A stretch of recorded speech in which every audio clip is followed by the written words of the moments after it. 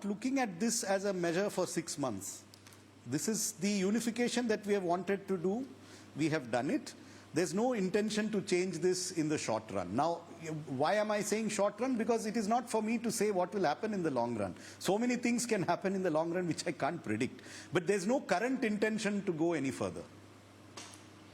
Real estate sector, Finance Secretary, just about started blossoming. And when the real estate sector which has a multiplier effect, one would say that was there need to change the indexation rules? And again, what was the thought behind it? We just want to understand your thoughts, sir. The thought was simplification. You see, if you try filing an income tax return and if you have capital gains, you have multiple sections of the form. There is one for things with indexation, some without indexation, some at this rate, some at that rate. This is not what I'm saying.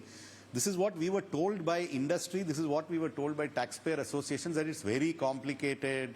And then indexation for each year, you have to do a computation. So its a direction is simplification. Now, frankly, as a mathematical number, 20% of real and 12.5% of nominal are not very different in high return assets. Like, in fact, in most cases of real estate, we have calculated it will be beneficial, because if you're look, who invests in real estate?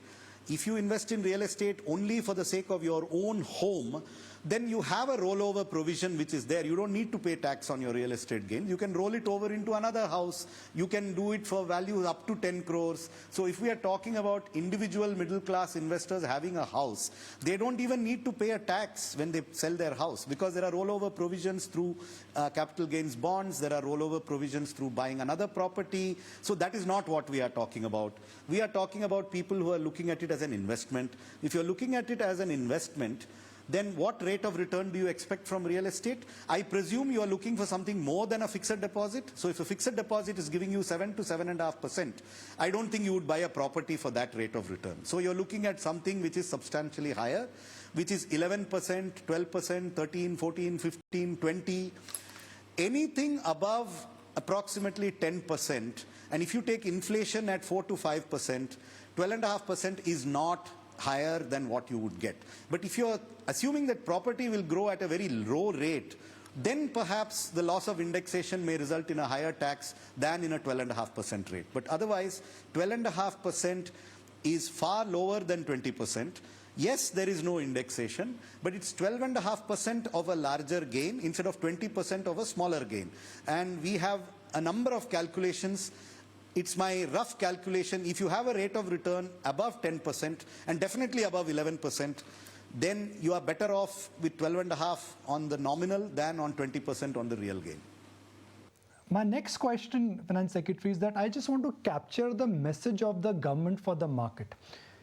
Can I say that the message for the stock market and the stock market participants is that the reason why long-term taxes and short-term taxes have been changed is largely to simplify the tax structure?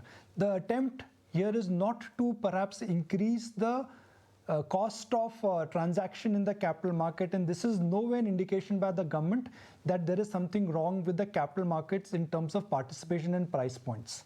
Can I summarize that, sir, as a message? I would like to put it more in a more nuanced way.